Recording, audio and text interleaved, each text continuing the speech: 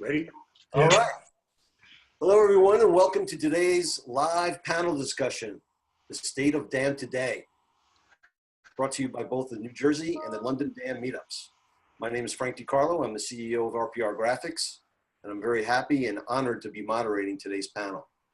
Thank you all for being here. As you may already be aware, we have an amazing group of panelists today. So let's start by introducing Mr. David Diamond, author of the Bible, the Dam Survival Guide, and metadata for content management. David, thanks so much for being here. Thanks for inviting me, Frank. I'm looking forward to it. Excellent. And we have Carin Forman, Director of Digital Photo Services at Home Box Office, HBO. Carin, thank you for taking time out of what I'm sure is a Game of Thrones melee right now. They say winter is coming, but thank you for having us and looking forward to the rest of the panel. Thanks, Carin. And last and certainly not least, our co-sponsor to today's event, Mr. Ralph Windsor, organizer of London Dam and project director of Dam Consultants and Daydream. Ralph, thanks so much for being here. Thanks for lining it up, Frank. Yeah, you've done sterling work here. Been attending. Thanks, pal. So let's, we got a lot to do, so let's get started. I wanted to start with our first discussion, our first question. And it is, has the dam software market genuinely innovated in the last 10 years? And why do you think that is or has not been the case? No particular order. I'll start. I've got some thoughts on this. I feel like, I've talked about this before, I feel like there was a DAM 1.0 paradigm that like early releases of Cumulus and Media Beacon kind of made popular, where you had like the thumbnails in a window and you would, you could see, you could preview, you could do these sorts of things. You'd go to the dam to get your content and you'd put your content into the dam, and it was all this concept of like going to this place. I feel like that was singularly the most relevant thing that held back DAM, because I think that was the wrong paradigm for access to content. I think more of an operating system level paradigm would have made DAM explode in popularity if we could find content that was in the dam the same way we find content on an operating system level. I go to open and I find things, or I go to save and I put things back. That I think that would have been what DAM needed to take off. Because that never happened in the 1.0 paradigm, I felt like it was held back. And I feel like, to address your question specifically, Frank, I don't see any DAM vendor having any success with changing that paradigm. So in my opinion, it's been stagnant and there's been virtually no innovation and nothing interesting happening in DAM since really the beginning. I'll jump in here from a HBO perspective and echo a little bit of what David said. It's been a little surprising to see some of the lack of progress some of these big DAM vendors have made, especially around metadata and designed workflows and distributing content to so many platforms. But what I will say from a very positive note that I have seen lately, and I will say it has been, to echo David, a little stagnant in some areas. I have seen in the last year and a year and a half, a lot more partners coming into play, which are really motivating some of those vendors. Partners in the machine learning space, partners in the facial recognition space, partners in the metadata space. And I'm very hopeful that those partners are going to sort of push some of these DAM vendors, because I think what was happening was some of the DAM vendors were trying to be everything. And if they stay in their lane and they create some of these partnerships, I'm actually very hopeful this year. Amazon, Google, some of those have incredible tools that complement DAM. And I'm personally very hopeful this year that some of those vendors will start to incorporate them. I was at NAB last week, and I did see a lot of more partnering happening in the vendor space. But again, to echo David, I think some of the DAM vendors need to focus on their core competency and then partner up with some of these other people for the specialty services. Yeah. Very good. Ralph, what do you got? Yeah, I concur with most of that. from Carin and David. Yeah, it's pretty much, I think you could say, as an innovator for 20 years, let alone 10, I actually found a dam system that I developed myself in about 1998, and it looks a lot like the ones that I'm using now. Yeah, I mean, basically you can sort of change a bit of the graphics and I could probably start selling it. Yeah, there's all the sort of stuff that's been mentioned. I talked to quite a few private equity companies and venture capital, and the sort of perception a lot of them have that have considered taking positions in dam vendors is that it's a lot like kind of website design, and that everybody's essentially copying each other's homework. So yeah, there's that sort of stuff on the more kind of negative side, and yeah, the lack of vision that David's mentioned. Yeah, certainly go along with that one. Yeah, just to try and think of some more positive aspects of it. Some discussion yesterday and over the last, well, it's probably in the last year or so, about the kind of developing, what you might call developing nations. So China and Brazil and India and places like that. And there seems to be a lot more interest in dam in those regions. And I had a conversation with Lisa Grimm, I think a number of you will know of, on LinkedIn, where we were saying that the competition from new entrants into that market, that might actually force a number of the more traditional dam vendors to actually innovate, because they're going to have to, because there are going to be so many other people who are going to come in now and effectively eat their lunch unless they do something. One other factor I would say on the innovation side, there's a lot of consumption of other people's innovation in dams. So cloud hosting, video transcoding, AI, that kind of stuff. There's not enough actually coming from the dam software market itself. And that is what needs to change, I think, to yeah, stimulate some kind of change in the status quo. Got it. There's a question that came over. Given that the real innovation in the dam industry has been absent over the last few years, which seems to be the consensus of the panel, does the panel hope and believe that machine learning and AI can breathe new life into the industry, or has it been overhyped, in their opinion? I'll come in here. I think it has been overhyped, and yeah, there are a lot of issues with it. The main issue I see with the AI is that it's all focused basically on pattern recognition and visual recognition. But the machine learning should be coming from what's going on with the digital asset supply chain. So it's the kind of the text side of it, of analyzing user behavior. If there was more attention put in that area, and again, this has really got to come from the dam vendors, not plugging in some third-party component from Amazon or Google or whatever, then that might do something. I think there are some vendors who are keen to do this, but it's just the human and capital resources to do it. A lot of them just don't have that, and I think that's probably a factor limiting, yeah, the machine learning take up at the moment. But yeah, it could do. I think would be my summary of that.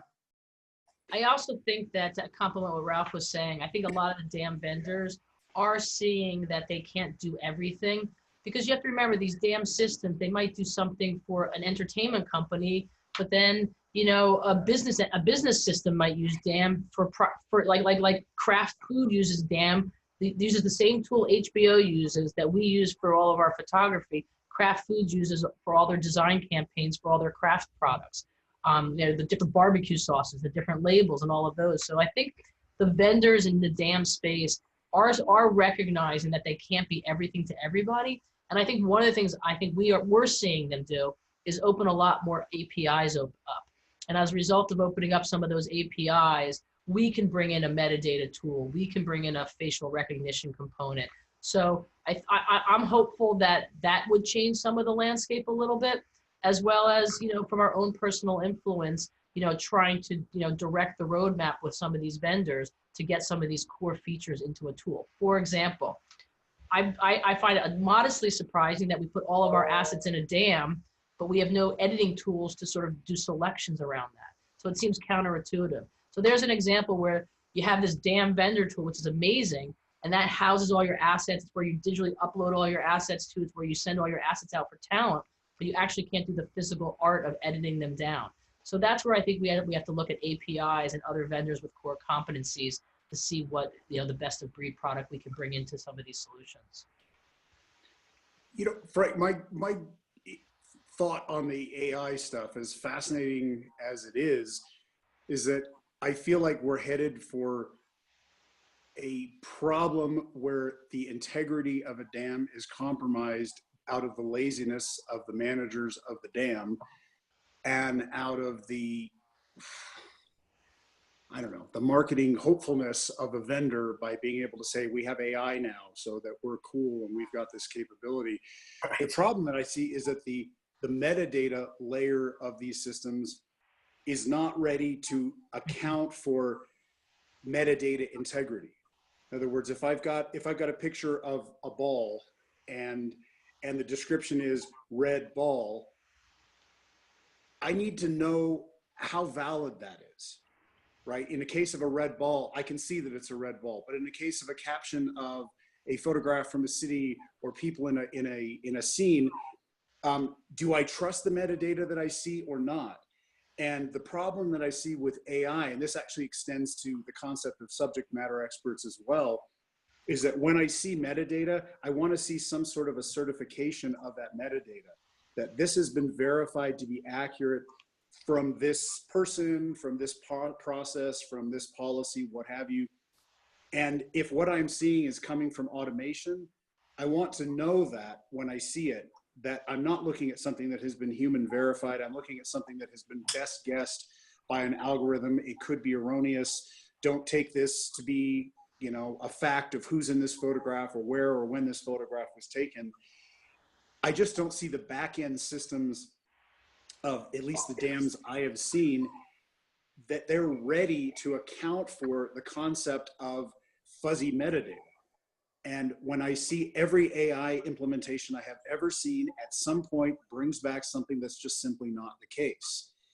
And when you're talking about individuals like where a salesperson from a dam vendor will throw a photograph in and say, okay, it came back with these 10 words and this one word's wrong, but look how easy I can remove it. Oh, that's great. But when you're sending tens of thousands of assets over, nobody's going to be doing that. So we need to know when the content comes back, when the metadata comes back, what the status of that metadata was. This is what my concern about the automation system is. And it has really nothing to do with automation. It's something that should have been in the systems, in my opinion, even before automation came by. Who entered that metadata? Who validated that metadata? When was that metadata last reviewed? All of this stuff to kind of get a sense of the integrity of the system is important. And as our dam systems age, I mean, we're looking at something now where people have got systems that are 2 decades or older, that when does that metadata need to be reviewed? Do we have a process in place for the review of metadata, for to be able to assure people that this has been updated or this term is now valid for what's going on today versus what went on then? I don't see systems that have that in place now. And I think the introduction of AI and auto tagging is just going to make a mess of things. Can I complement that with a compliment to how you can maybe make it from a mess to sort of an organized mess? So HBO has the show Game of Thrones going on right now. We've received 60,000 images for that show.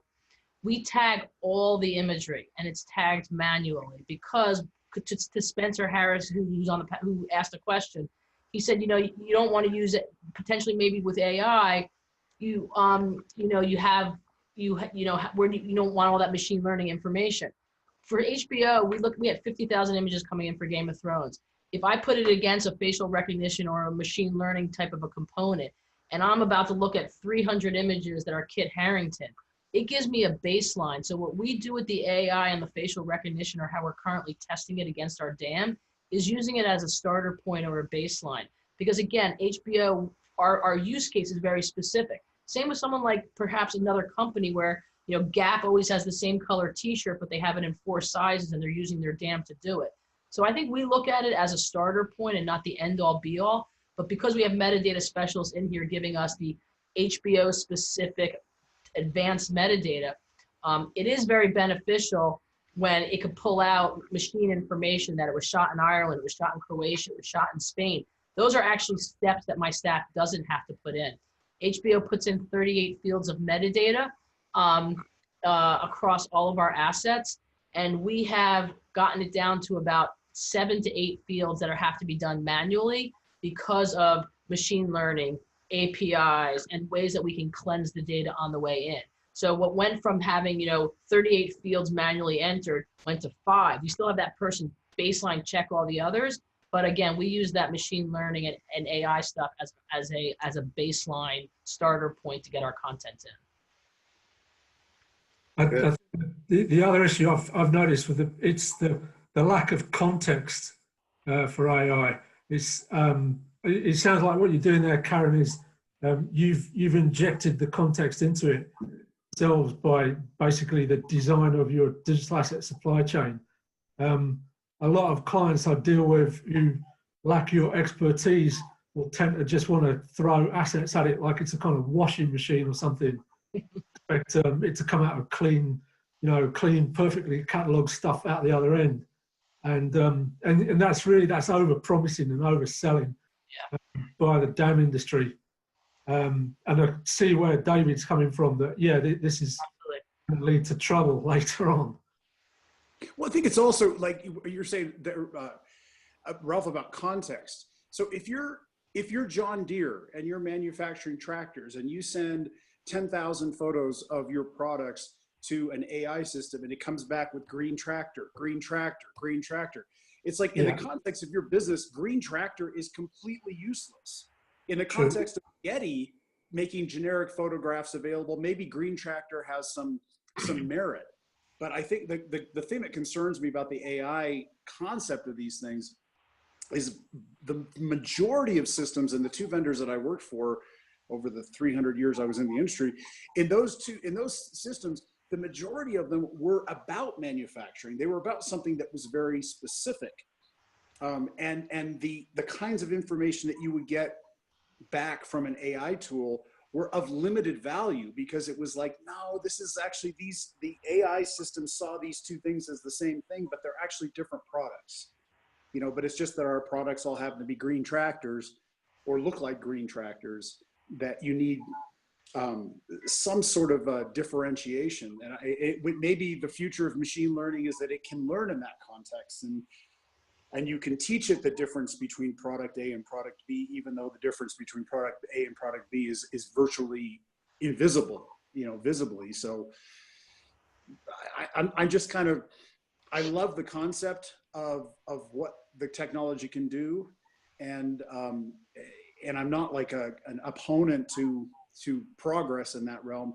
I just feel like on the back end, the DAM systems have to be more ready to accept the possibility of, like the term I use, that fuzzy metadata, letting people know that something has not been verified, that it might not be, not only just from the sake of browsing the DAM and looking at it, but from the sake of managing it, being able to search for all of the stuff that needs to be verified, and being able to put your signature as a subject matter expert on something, that I verified this record to be true. And that means that, for example, nobody else can edit this record without losing my certification of it or my verification of it. I just think that these kinds of integrity features are missing, and that concerns me for AI. Very good. Along those lines, do you agree that DAM software and DAM initiatives have gained less traction in most organizations than CRM, marketing operations, web content management, etc.? So why? I think that the difference between DAM and those other technologies that you talked about is that it's very easy to explain those other technologies, and it's very easy for one to derive the benefit of those technologies. If I talk about marketing automation to somebody in marketing, they get it immediately. If you talk about CRM to somebody in sales, they get it immediately. These technologies are not confusing. They're not trying to do everything. As Carin mentioned, it's like dam vendors. It's super difficult to get a dam vendor to stay in its own lane, to use that to borrow that phrase from Carin. But it's because they all want to be, they don't want to miss out on a sale, because it's like, well, if we say that we focus in areas X, Y, and then somebody comes in with Z, and we're not going to sell the system to them. So they try to be so hyper horizontal that they're not really serving any need very well. And they're also making the story extremely confusing. And if you look at marketing automation, it's like there's a DAM component in marketing automation systems. There's an asset management component there, but they don't talk about it. There's an asset management component in CRM, but they don't talk about it. They talk about the core functionality of that software, which is super easy to understand. Good. Carin, Ralph, anything on top of that? Yeah, I've come in with a few things. Yeah, I think DAM, has gained less traction than those other web content management in particular. I think, well, there's all kinds of reasons for it. Is that there's no like tangible product you get out of a DAM. If you've got something like web content management, or even Photoshop, you get like a web page, or you get like a graphic at the end of it. With DAM, it's kind of intangible. You get organized digital assets, perhaps, and that's quite a subjective term in itself. Makes it quite difficult to present the sort of benefits of, and I think that's a factor as to why it's gained less traction. I think the other one is that you still need like really skilled people to actually operate this. I mean, the stuff that Carin was talking about just in the previous question, it just gives you a brief glimpse there of the fact that you need somebody who can see the whole context and the digital asset supply chain and how it all fits together. And that's a demanding set of skills. And you need someone who's got experience and understands the capabilities of the software and also understands the assets that they're working with.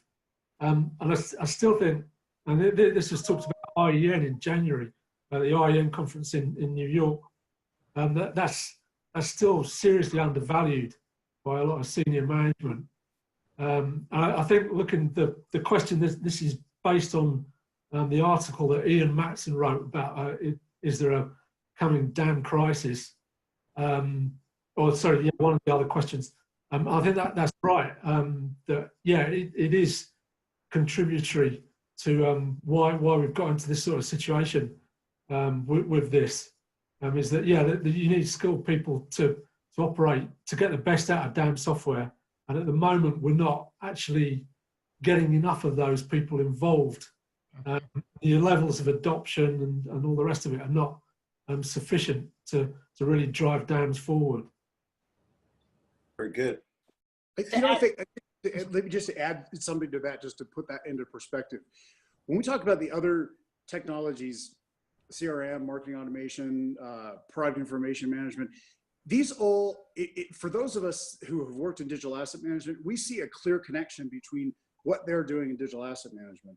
We see digital asset management being virtually a necessity for what they're doing. Yet somehow, and if you think about the earliest DAM systems, Media Beacon, Canto Cumulus, Picture Park was pretty early in there too. All of these companies put out their products before there was marketing automation, and before there was customer relation management, before there was Twitter, before there was Google, before there was Facebook. These companies all predate all of that. Right. And so when you put that into perspective, you can't tell me they're not doing something wrong. Because these other technologies that do so incredibly well, applications like Marketo now, or Eloqua before that, acquisitions in the billions, when DAM systems, the vendors are making maybe $10 million a year, most of them, if that. you can't tell me when we're developing a technology that is essential to drive those other technologies, that somehow we are so small in the global marketplace, and the companies who are the pioneers in our industry are virtually insignificant by comparison to the companies that came after them. Something has been done wrong for the 2+ decades of digital asset management. I don't see how anybody could dispute that. The questions are lighting up from the audience, which is great. In fact, I encourage everyone that's putting questions in the chat to go to the Q&A, and people can upvote on the questions that they would like to pose to the panelists. Something that's getting a lot of hits is moving the conversation from DAM as a system to DAM as people. Companies continue to treat the system as the solution and the people who run them as an afterthought. How can DAM professionals, archivists, librarians, managers, etc., position themselves to be more visible and demonstrate the value they bring?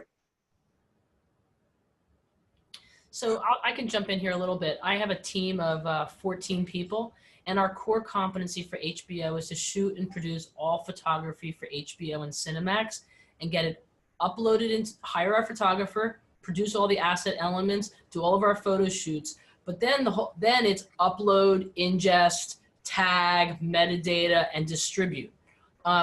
So I think on my staff, I have a combination of creatives and a combination of library people. And I have 2 digital asset management supervisors, and their goal is to work in between the creative elements. So to answer the question, try and answer the question a little bit more specifically, I think it's just showing, it's not going in from a library science perspective, but creating the added value from a business perspective. And I think, so for example, I have a library science person on my staff, but they approach the task from a business perspective of metadata, what assets, what do we need people to see, where do the assets need to go? So we map all of our digital workflows and our creative workflows from who's delivering us the assets and where are they going to. And I very much rely on this person who has a DAM experience and myself to sort of map those individual workflows. So I think it's creating that added value by understanding the business, understanding how the skill set for library science or metadata management or archive management fit into the larger use case, whether it's an entertainment company, a retail company, or a big box company. I would add to that I think that this is almost the same question as the last question, or the response is almost the same. When you have concern about particular staff members being valued for what they do, what you're really asking is, how do I get management to appreciate the significance of my contributions here? And the way you get management to appreciate, as Carin's saying, is to make the business case that management can't deny. But in addition to that, the story has got to be something that management can understand. Correct. You know, and it's real easy to make a CEO understand marketing automation and CRM. And it's not really easy to make CEO understand digital asset management, you know, because it's kind of like it's part practice, it's part policy, it's part software.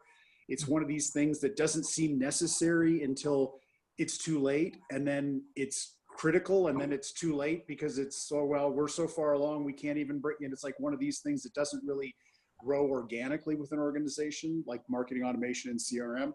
CRM is of value if you've only got 50 customers. DAM isn't really valuable if you've only got 50 assets, you know, and this is the same thing with marketing automation. It's like that, you can be really small and benefit from that. Whereas digital asset management, they don't really start to get the benefit until, like I said, until it's really too late, until everything's gone wrong and things start falling apart, and then there's no time to implement it properly. But the story is complicated. It's hard to make a business person understand the value of that investment, both in terms of software and, more importantly, in terms of the resources for people to make it work. Just one point I'd add into this. There's a presentation that Carol Knights-Thomas delivered again at IEN. I think it's called Seeing the Forest, and that's got a load of tips about how you can demonstrate value to senior management. It's a great presentation. Yeah, and she's allowed us to put that on our damn white papers site. And Carol's, a proper damn expert. And I'd encourage everybody to check that out because there's lots of useful information in that. I'd second the Carol is a great expert, and she asked a question about sort of how to overcome the bumps. So, people always think of HBO as having this huge budget, and I too had a lot of budget constrictions, and I too had to justify a dam. So just to give a quick tidbit of one of the things that we looked at that we were spending $40,000 a year on hard drives. We looked at that we were spending $25,000 a year on FedEx. So just those two use cases of, saving $65,000 and if I can create digital workflows is part of that story. So I agree with everything everyone has said, and to echo what Carol has done in the industry and has been a great advocate for us, but also to answer some of that question is find those little nuggets, find what business opportunities you're missing because you can't get it out to market quick enough. We were sending, another use case was we had to send out hard drives and FedEx boxes to our ad agency. Not only was there a time to market delay, but there was a financial cost in getting those out. When I aggregated actually all my costs that I spent to be in a physical world, it is only about $35,000, $40,000 off of what it cost me to manage my dam.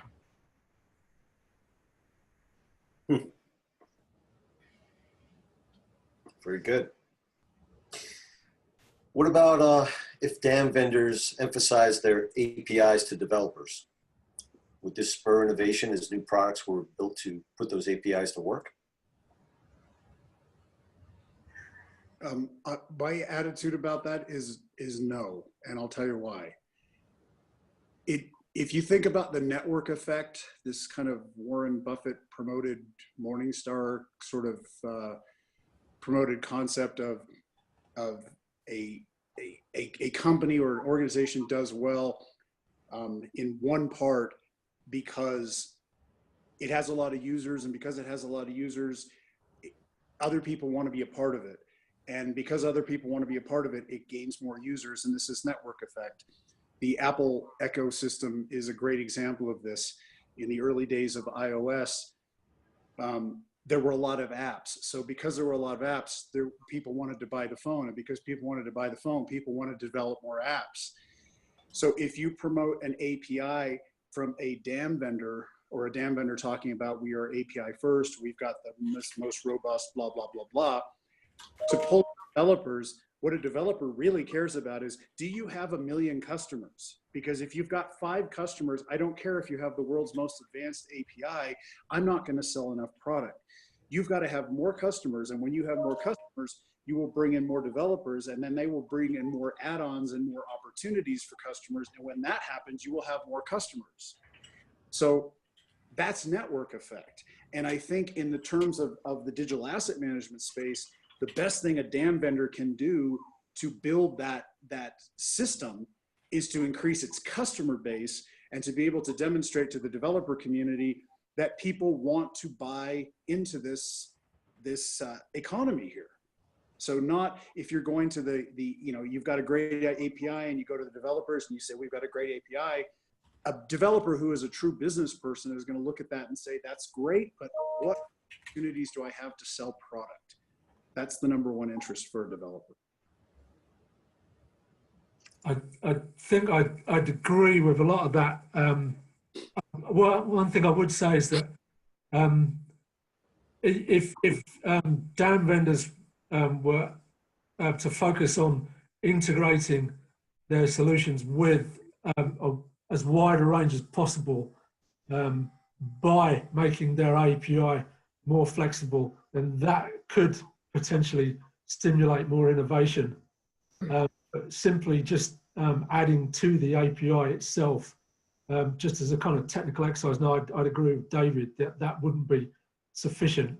You do have to kind of think about it as, from a kind of business perspective, which is we're extending our API so that we can integrate with a wider range of other adjacent technologies and potentially technologies that no one's ever thought to integrate with.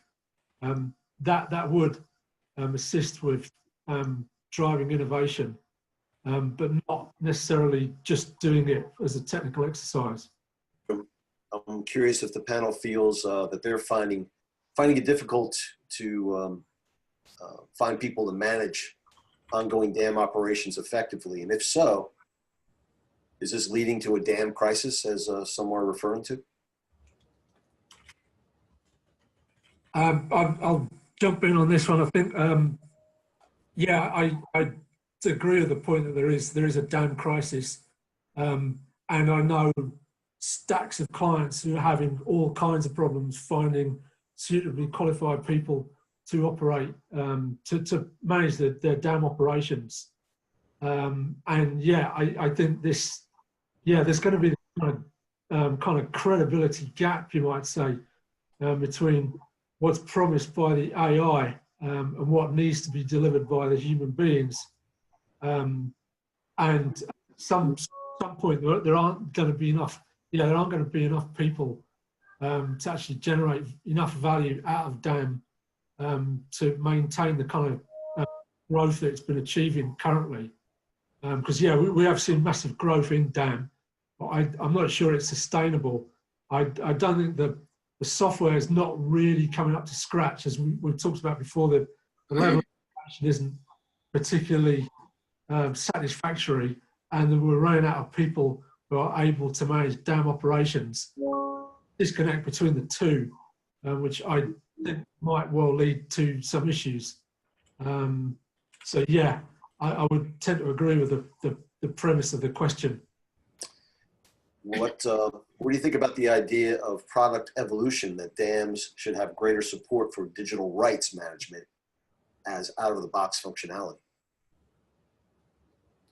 I would say that there's so many vendors in the digital rights management space that I would rather personally see an API or an integration point or some partnerships in place between core dam vendors and rights management. I think that's just such an entangled world of rights management that it would distract the dam vendors from some of the core focus of the tool. And I personally rather see it as an API integration point. Mm-hmm. I also think, just one quick thing on rights, depending on how sophisticated your dam has to be or needs to be, there are sometimes very creative ways where you can leverage metadata in your dam to drive rights management and workflows. Very good. Anybody else? Okay. The rights management is it's always one of these tricky areas. Because it's a joke in itself.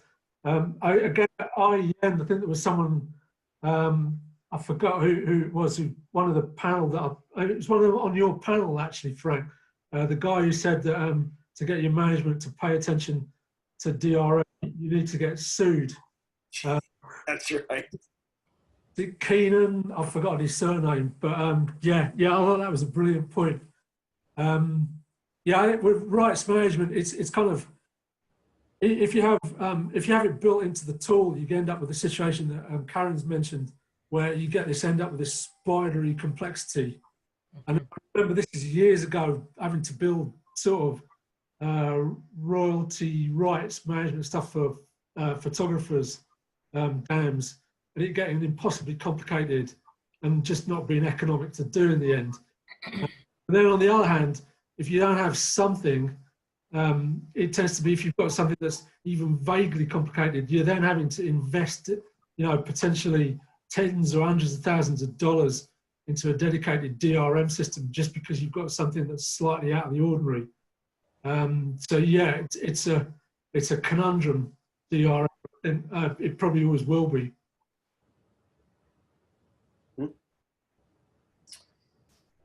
Some other questions popping up similar to, what do you think about increased dynamic relationships among assets?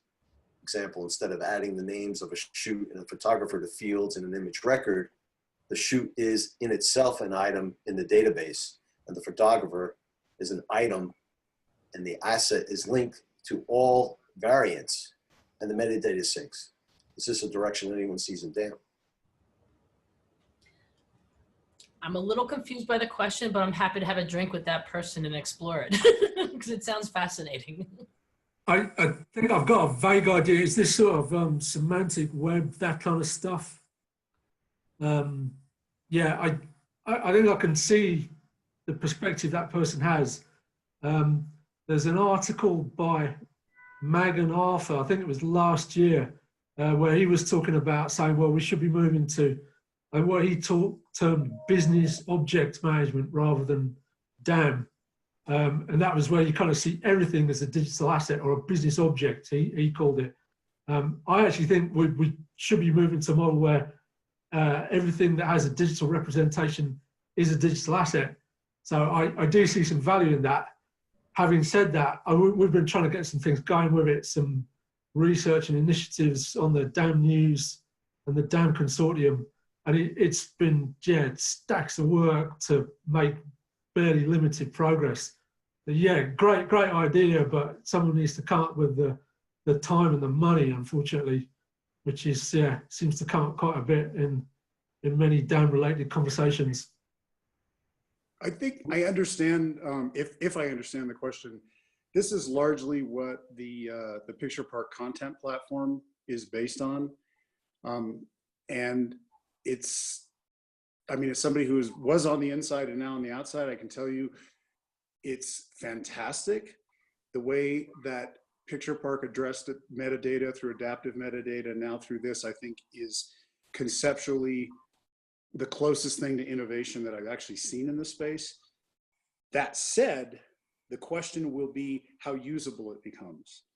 So if like going back to the AI discussion, if we want a photograph or if we want an AI system to derive meaning out of something, we want it to recognize that a photograph was taken in Nevada or a photograph was taken at a certain period of time or during a certain season or during what have you, that can be helpful.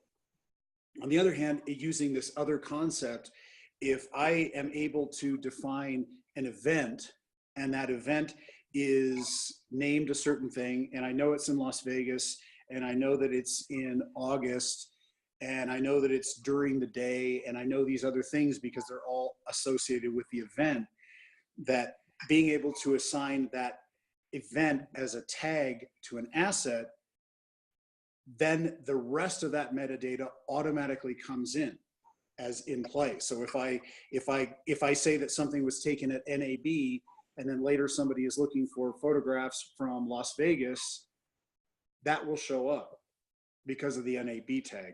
So I think because of that, the relationships, that's super valuable. And I think in a way that's a smarter, more reliable means of AI, if you could call it AI, than AI itself, because it's more controlled.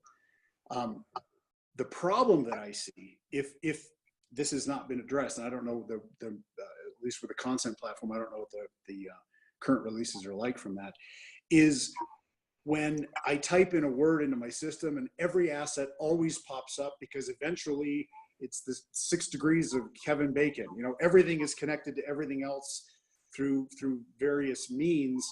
And then I start coming up with results that are confusing to me as a user. So while I love on the metadata side of things, I love that object concept. I think it's super, super smart and super powerful, especially in a manufacturing capacity where you've got, you know, your own internal assets and there are relationships in there that an AI engine is never going to get. Super, super wonderful for that. I just want to make sure that on the search and access side of things, that users are not confused by why assets are coming up that appear to have nothing to do with what they're typing in. There are some other questions. Have we seen any progress at integration of controlled vocabularies, keyword catalog management tools for adding findability, enterprise or desktop, to DAM? Have we seen any progress in that? For HBO, we did for controlled vocabularies, and it actually became a situation that we became present, unfortunately, when James Gandolfini passed away. And when he passed away, because it was in Italy and it was so many hours ahead of us, we were asked to supply an image, and at whatever time in the morning you went into our DAM, and James Gandolfini's name came up spelled 20 different ways. And about 6 or 8 years ago, we made a concerted effort to cleanse our data and go to controlled vocabulary. Because our DAM did not hold the ability to have that controlled vocabulary, the way HBO did it was we tapped systems of record around HBO. So there are various systems that hold our programming data, hold our scheduling data, hold information about our show description. And what we ended up doing, a cast talent database that says Lena Headey plays Cersei Lannister in Game of Thrones, and that became a controlled vocabulary. Previous to that experience, we typed everything in manually. So we went with a controlled vocabulary list by going out to systems of record. And what we did was we had our DAM pivot via APIs to those systems of record. At HBO, every show and every episode has a unique ID. So what we do is we give that unique ID to our photographer. And when the asset hits our DAM, it hits our DAM, and then it spawns out to all these other systems of record at HBO. And it says, hey, I'm 811555. I'm Game of Thrones season 8, episode 1. And these are all the other things I need to know about that show. It goes to the cast talent database. It gives me my cast talent list. It goes to my programming database. It tells me what time the show is airing. So we did not solve it within our DAM, but we solved it through systems of record, controlled vocabulary by hitting those systems through APIs via our DAM. Good. What's the next great innovation in DAM that you would like to see? Got one? Wow, that's like, you know, I don't know that there's a great innovation, but there's a lot of minor innovations that could happen that could make, like one pet peeve that I've had that I've brought up to both of my previous employers was the concept of when I search for something in my DAM and the DAM shows me a list of stuff or results, and I search for something again, what I'm telling the DAM is what you just showed me is not what I'm looking for. So when I type in a new word, don't show me what you just showed me before. Eliminate what I've just seen so I can start to filter down. It's the same thing in Google. When you type something in Google, oh no, that's not what I want. You know, then you change the search term and then 80% of what you see is what you saw in the previous search result. This is pointless. And it's, to me, this is the simplest kind of like minor innovation that a DAM system could offer that could help a user get to what she or he wants much faster. And I think these tiny little innovations like that could really go a long way toward making systems a lot more usable. I think I'd say that in terms of innovation, it's context. I wrote an article a while ago, kind of my perspective, context is metadata, is value, and the more that assets and metadata were contextualized within the organization via things like integration, but just by having that as like your kind of primary focus, rather than, right, okay, well, we're building a database and it's got some images and videos in it. You're actually building a kind of contextual map of your digital assets and how valuable they are to you, your users, and your organization. And yeah, it's a kind of thought innovation. I'm not going to say thought leadership because I hate the term, but yeah, it's that an innovation in perspective rather than in technology. I've got a longer question. It's getting a lot of hits, and the person that's asking it can't get on video, so I'm going to read it. They think a big issue in the DAM space is the MarTech space itself. There's so much overlap, not only between DAM and marketing automation, but also product information management and dynamic templates and such. The market themselves as a way to get rid of silos in our world, yet they themselves live and function in silos. What are your thoughts on the need and the probability of the MarTech industry as a whole taking a step back and to rethink from the group, from the ground up, if some of these systems are even necessary anymore? It's like when Garmin was a thing for car navigation, they were huge, but now I can do the same thing on my phone free with Google Maps. In this day and age, I don't want to pay for PIM, DAM, CDM, etc., when the only real difference is how the metadata is being delivered. You know, I think this is going back to something that Carin said earlier. You're talking about a system that a vendor could say, this is our content system that is suitable for doing anything you want to do with content. And that's admirable. And that sounds exciting. And it also sounds incredibly horizontal to the point where what they're saying is, here's the platform, the toolbox. Now go partner with somebody who's going to be able to build you a solution based on this toolbox. And if that is the process, that's fantastic. It's definitely not going to be a shrink wrapped product, because that would be so monumentally huge. Just because if you think of product information management, CRM, marketing automation, digital asset management, all the different, master data management, for those of us who understand what's going on in the back end, we get that they are so closely connected that it's spooky. On the other hand, each one of them treats things differently. Like I learned this particularly with product information management. It's so easy to look at that and just think, well, it's a DAM system. And on the database level, it's basically a DAM system. But on the use case level, it's completely different than a DAM system. You know, the way that they address things, the way the information they need out, they need product listings, they need catalogs, they need different things that a DAM system user is probably not looking for. I think on the platform level, and again, that I'm trying to promote the Picture Park content platform, but that was the goal there, was to have a content platform that could be used for multiple different purposes. But there's absolutely no way to make that happen without getting a partner involved who has the expertise in the vertical that you're talking about, or the verticals you're talking about, to make that work. So I think it's an admirable goal, but it's not going to be an easy solution. Right. Ralph, Carin, anything else on that?